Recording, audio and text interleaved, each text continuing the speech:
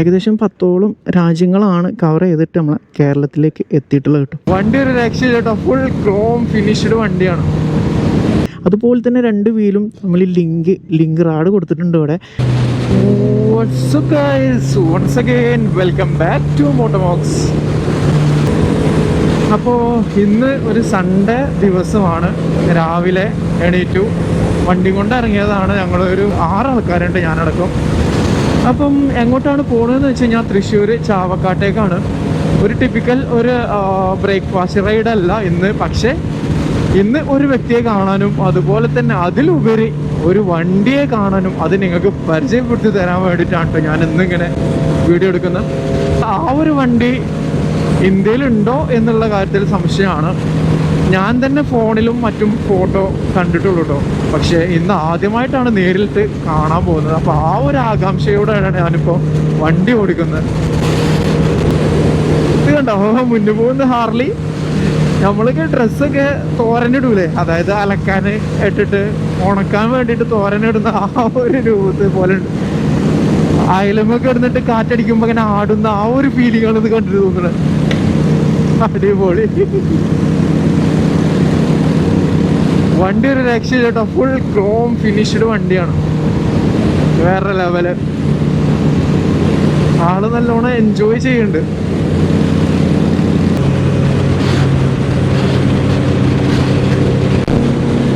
Gold വിങ്ങിന്റെ കാര്യം പിന്നെ പറയേണ്ടതില്ലല്ലോ. ഡോക്ടറാണെന്നുണ്ടെങ്കിൽ ഗോൾഡ് വിങ്ങിൽ ഇരുന്നിട്ട് സോഫയിൽ ഇരുന്നിട്ട് റൈഡ് ചെയ്യുന്ന പോലെയാണ്. അതായത് വീട്ടിലൊക്കെ ചുമ്മാ ഇരുന്ന് ടി വിയും കണ്ട് സോഫയിലിരിക്കുന്ന ആ ഒരു ഫീലിങ്ങിൽ, ആ ഒരു ലാഘവത്തോടെയാണ് ഡോക്ടർ വണ്ടി ഓടിക്കുന്നത് കേട്ടോ.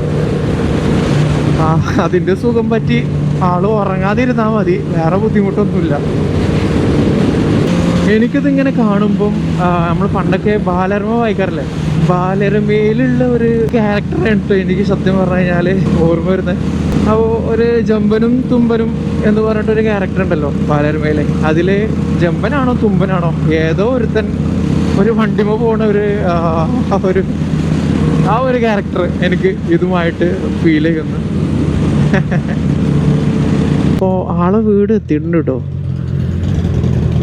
അപ്പോൾ ഗൈസ്, ഇതാണ് കേട്ടോ ആ ഒരു വണ്ടി. ഇത് കാണാൻ വേണ്ടിയിട്ടാണ് ഞാൻ അത്രയും ദൂരം ഞങ്ങളെല്ലാവരും വണ്ടി ഓടിച്ച് വന്നിട്ടുള്ളത്. ഓക്കെ, മുന്നിൽ 2 വീലും ബാക്കിൽ single വീലും.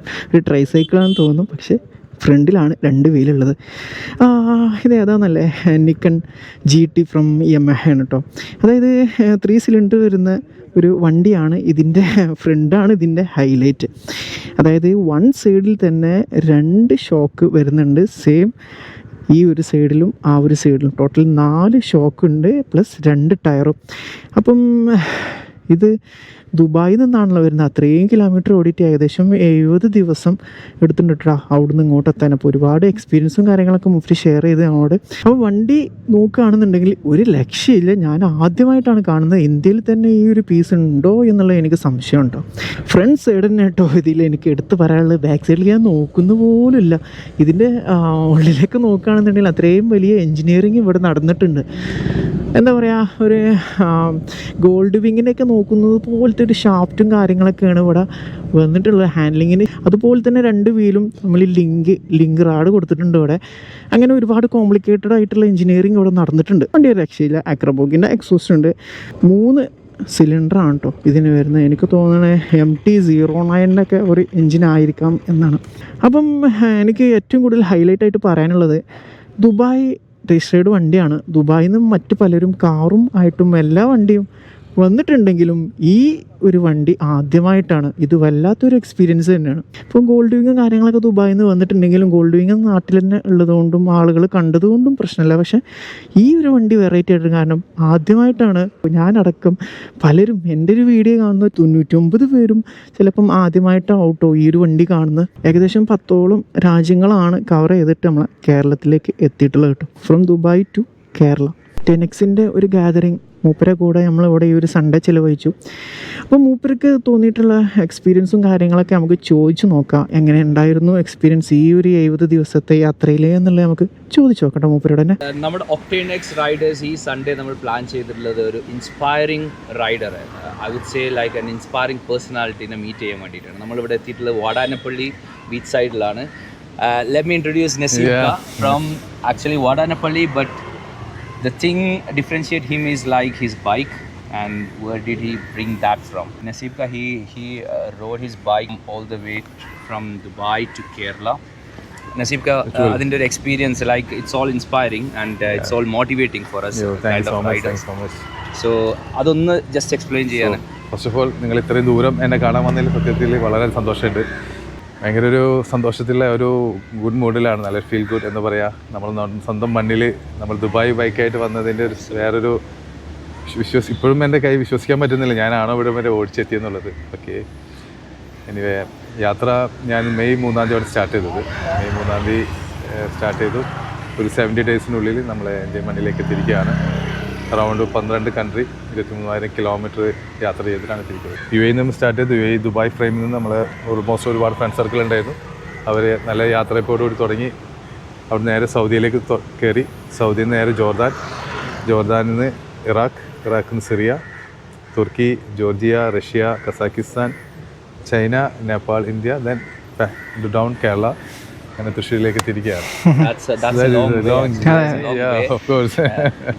And really appreciate that. So പിന്നെ ഡിഫറൻഷിയേറ്റ് ചെയ്ത് നിൽക്കുന്ന ഈ വണ്ടിയാണ് നമ്മുടെ bike. It's a Yamaha Niken. Actually നിങ്ങൾക്ക് കാണുമ്പോൾ തന്നെ അറിയാം, it got like 2 wheels in the front side. എത്ര വർഷമായി നസീബ്?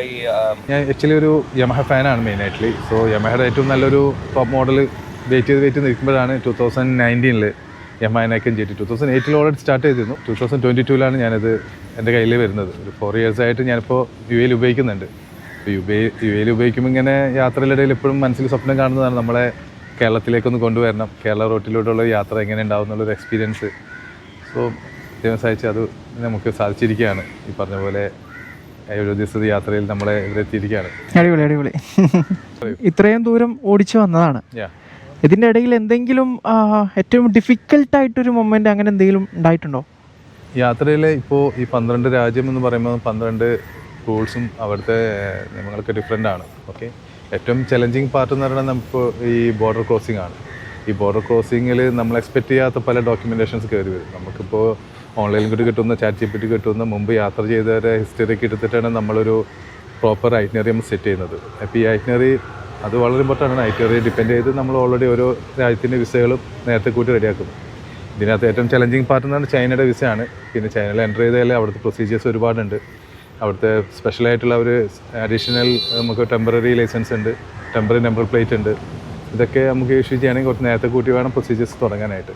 പിന്നെ വരുന്ന ചലഞ്ച് എന്ന് പറയുന്നത് എനിക്ക് തുർക്കിയിലേക്കുള്ള എൻട്രി. തുർക്കിയിലേക്കുള്ള പ്രോപ്പർ വിസ എല്ലാം ഉണ്ടെങ്കിൽ പോലും നമുക്ക് ബോർഡറിലെത്തിക്കഴിഞ്ഞാൽ അഡീഷണൽ പെർമിറ്റ് വേണം.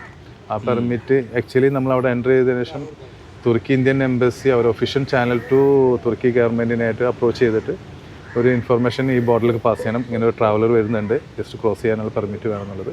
സോ അതെന്നെ സംബന്ധിച്ചിടത്തോളം ഞാൻ ഉദ്ദേശിച്ചതിൻ്റെ കൂടുതൽ സമയം ഞാനവിടെ ചെറിയ ബോർഡറിൽ വെയിറ്റ് ചെയ്യേണ്ടി വന്നു. ഓൾമോസ്റ്റ് ഒരു 2 weeks ഞാൻ ഹോട്ടലിൽ വെയിറ്റ് ചെയ്യേണ്ടി വന്നു. കാരണം ഞാൻ എക്സ്പെക്ട് ചെയ്തൊരു 1 week ഒരു 10 days കിട്ടുന്നെങ്കിലും ഒരു ഓൾമോസ്റ്റ് ഒരു 20 days എബോ എടുത്തു ആ ഒരു പെർമിറ്റ് കിട്ടാനായിട്ട്. അപ്പോൾ അങ്ങനെയുള്ള ചലഞ്ചസ് നമ്മളെ സംബന്ധിച്ചിടത്തോളം കിട്ടുമോ ഇല്ലേ എന്നുള്ളൊരു ടെൻഷൻസ് ഭയങ്കര ആണ്. First of everything all people are very friendly, very എന്താ പറയുക വെൽക്കമിങ് ആയിരുന്നു.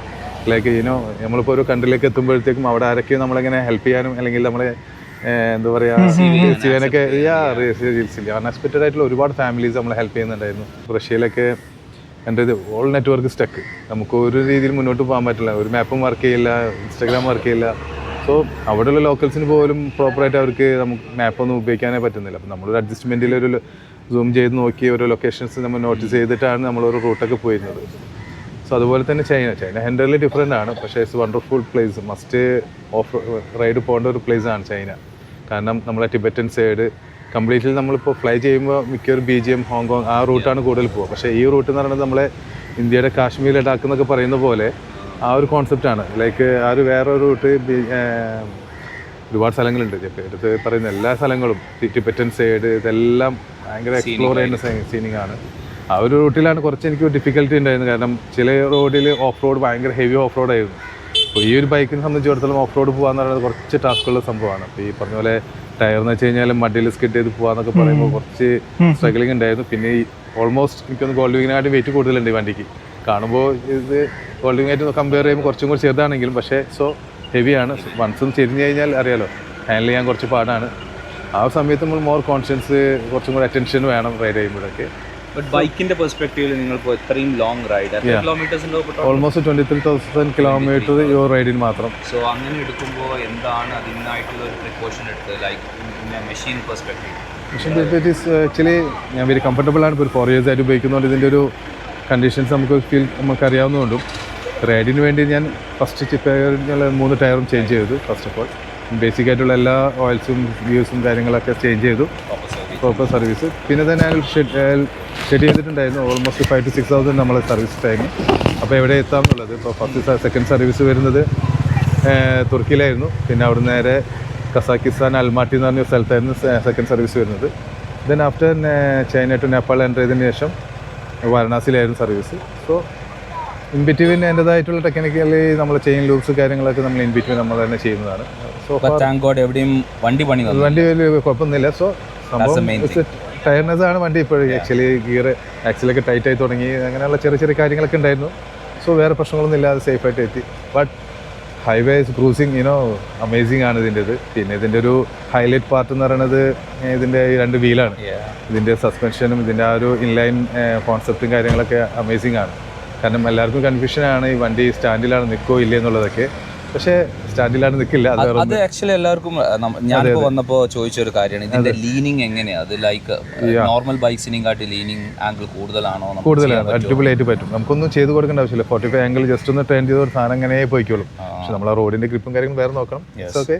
സോ അതല്ലാതെ നമ്മൾ ഭയങ്കരമായിട്ട് ഫോക്കസ് ചെയ്യേണ്ട ആവശ്യമില്ല. ജസ്റ്റ് ഒന്ന് അതിന്റെ അതാണ് ഇതിന്റെ ഒരു വലിയ ഹൈലൈറ്റ്. ഒരു 45 ആംഗിൾ നല്ല രീതിയിൽ. And also you don't feel any heaviness in the front side like? No, while riding is not an issue. It's a normal bike. Just ഒന്ന് ഹാൻഡിൽ ചെയ്യാൻ എടുത്ത് ഗോൾഡ് വിങ് ഒക്കെ യൂസ് ചെയ്യുന്ന പോലെ തന്നെ ജസ്റ്റ് ഹാൻഡിൽ ചെയ്യുമ്പോൾ ഉണ്ടാവുന്നൊരു ഇത്. പിന്നെ നമ്മൾ നോക്കേണ്ടത് ആ ഒരു എഡ്ജും കാര്യങ്ങളൊക്കെ ഒന്ന് ശ്രദ്ധിക്കണം പെട്ടെന്ന് എടുക്കുമ്പോഴൊക്കെ. So normal bike actually extra ഒരു വീലുണ്ടെന്ന് മാത്രമേ ഉള്ളൂ. But after all, it's a great effort. Actually, ഞങ്ങൾക്ക് മൊമെന്റ് ഒന്നും തരാനില്ല. No, never. Thank you. Always. All the best. വന്നത് തന്നെ വളരെ സന്തോഷം. തീർച്ചയായും. അതെ. No issues.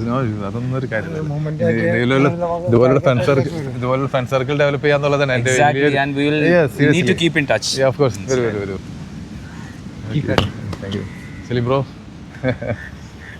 അപ്പോൾ അങ്ങനെ മൂപ്പർക്ക് കൈയും കൊടുത്തു, വണ്ടിയും കണ്ടു, മൂപ്പരോട് ഒരുപാട് കാര്യങ്ങൾ സംസാരിച്ചു, മൂപ്പര് എക്സ്പീരിയൻസും കാര്യങ്ങളൊക്കെ നമ്മളോട് ഷെയർ ചെയ്ത് തന്നിട്ടോ. അപ്പോൾ അതെല്ലാം കഴിഞ്ഞ് ഇനി ഞങ്ങൾ റിട്ടേൺ ആണ്. ഇപ്പോൾ ഏകദേശം 11:50, ഏകദേശം 12 മണിയായി. പക്ഷേ ഞങ്ങൾ ഇതുവരെ ബ്രേക്ക്ഫാസ്റ്റ് കഴിച്ചിട്ടില്ല. കാരണം എന്താണെന്ന് വെച്ച് കഴിഞ്ഞാൽ ഞങ്ങൾ അവിടുന്ന് ഏകദേശം ഒരു 90 കിലോമീറ്റർ ഇപ്പോൾ പോകുന്നു കേട്ടോ. കാരണം ഇവരെയും ഈ ഒരു വണ്ടിയെയും കാണാൻ വേണ്ടിയിട്ട് മാത്രമാണ് ഞങ്ങൾ ഏകദേശം ഇപ്പോൾ 90 കിലോമീറ്റർ ഓടിയിട്ടുള്ളത്. അതുകൊണ്ട് തന്നെ നമുക്ക് സമയത്തിന് പ്രശ്നമാണ്. ആ ഒരു കാര്യം ഉള്ളതുകൊണ്ട് ഞങ്ങൾ ഫുഡ് കഴിച്ചില്ല, നേരെ പോകുന്നതാണ്. അപ്പോൾ ചാവക്കാട് ഫുഡ് കഴിക്കാൻ വേണ്ടിയിട്ട് നിർത്തിയതാണ് കേട്ടോ. അപ്പോൾ ആളെ കണ്ടു, സംസാരിച്ചു, കുറേ കാര്യങ്ങൾ ഷെയർ ചെയ്തു. എല്ലാം കഴിഞ്ഞ് ഞങ്ങൾ തിരിച്ചു പോകുമ്പോൾ ഫുഡ് കഴിക്കാൻ വേണ്ടിയിട്ട് ബ്രേക്ക്ഫാസ്റ്റ് കഴിക്കാൻ വേണ്ടി കയറിയതാണ്. ആക്ച്വലി ഇത് ബ്രഞ്ചായിട്ടുണ്ട്. അപ്പോൾ അടുത്ത വീഡിയോ ആയിട്ട് ഞാൻ വീണ്ടും വരാം. അതുവരെ ബൈ.